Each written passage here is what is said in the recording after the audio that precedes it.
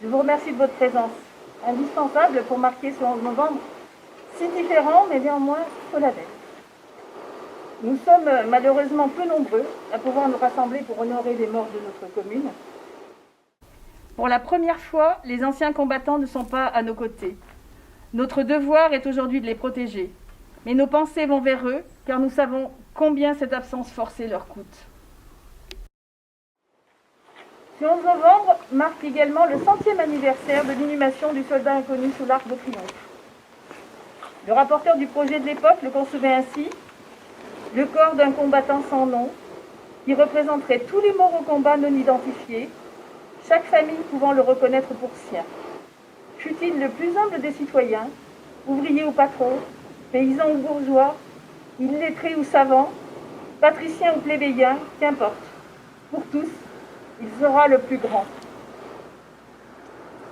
Je vous prie de bien vouloir entendre maintenant le discours adressé par Madame Geneviève Darrieussecq, ministre déléguée auprès de la ministre des Armées. C'était il y a un siècle.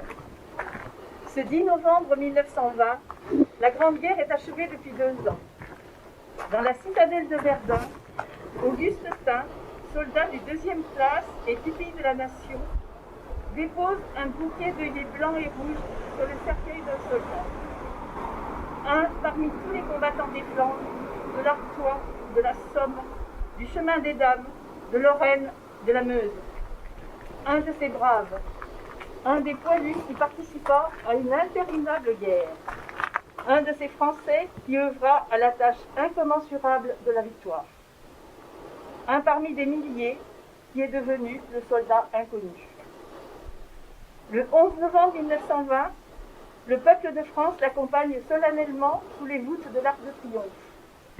La patrie, reconnaissante et unanime, s'incline respectueusement devant son cercueil, en saluant la mémoire de tous les soldats morts sous le drapeau tricolore. Quelques mois plus tard, il était inhumé. Depuis 1923, la flamme du souvenir veille, nuit et jour, sur la tombe. Chaque soir, elle est ravivée pour que jamais ne s'éteigne la mémoire. La sépulture du soldat inconnu est devenue le lieu de recueillement national et le tombeau symbolique de tous ceux qui donnent leur vie pour la France. Cet anonyme représente chacun de nos morts et tous nos morts en même temps. Cette mémoire vit également dans chacune de nos communes, dans chaque ville et village de France, dans chacun de nos monuments aux morts, dans chacun des cimetières, dans nos mémoires familiales. Elle vit dans l'œuvre de Maurice Genevoix, qui entre aujourd'hui au Panthéon. Le président de la République l'a souhaité en l'honneur du peuple de 14-18. Maurice Genevoix n'entre pas seul dans le temple de la nation. Il entre en soldat des éparges, en écrivain et en porte-étendard de ceux de 14. Il y entre avec ses millions de frères d'armes, ceux dont il a immortalisé le souvenir, l'héroïsme et les souffrances.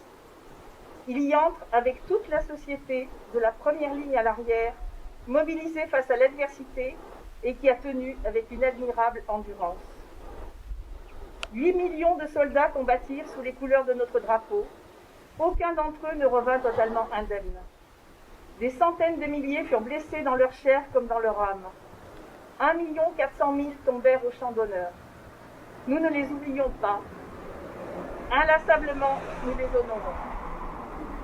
Chaque 11 novembre, la nation rend également un hommage solennel à tous les morts pour la France, ceux d'hier et ceux d'aujourd'hui. Chaque année, nous rappelons leurs noms. Chaque 11 novembre est un moment d'unité nationale et de cohésion autour de ceux qui donnent leur vie pour la France, de ceux qui la servent avec dévouement et courage. En ces instants, au souvenir des événements passés et aux prises avec les épreuves de notre temps, nous nous rappelons que c'est tout un peuple, uni et solidaire, qui fit la guerre, qui la supporta et en triompha. Geneviève Darrieussecq. Nous allons maintenant faire la liste des morts de l'année 2020.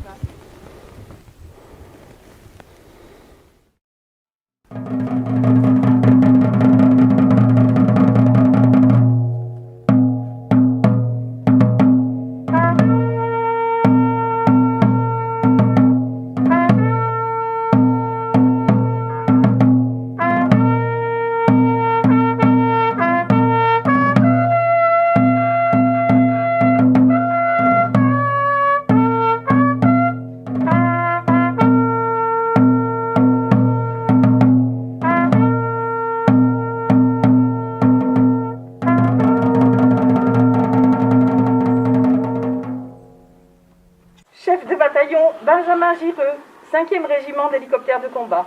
Mort pour la France. Chef d'escadron Nicolas Mégard, 5e régiment d'hélicoptères de combat. Mort pour la France. Capitaine Pierre-Emmanuel Bockel, 5e régiment d'hélicoptères de combat. Mort pour la France. Brigadier chef Mitro Martignouk, 1er régiment étranger de cavalerie. Mort pour la France. Brigadier Kevin Clément, 1er régiment étranger de cavalerie. Mort pour la France. Nous allons maintenant rendre hommage aux morts de notre village. Dorin Jean-François, Mort pour la France. Buisson Jean-François, Mort pour la France. Juillat Ferdinand, Mort pour la France. Béolé Jean, Mort pour la France. Caporal Brias Auguste, Mort pour la France. Julia Louis, Mort pour la France. Vergne Marius, Mort pour la France. Faury Pierre, Mort pour la France. Belle Victor, Mort pour la France. Desbeaux Charles, Mort pour la France. Bessé Jean-Pierre, Mort pour la France. Vernet Augustin, Mort pour la France. 1945, Gagnère Henri, Mort pour la France. Cluzel Marcel, Mort pour la France. 5 Bonheur André, Mort pour la France. Desbeaux Benjamin, Mort pour la France. Gauthier Émile, Mort pour la France. Fourneron Robert, Mort pour la France. Octru Pierre, Mort pour la France.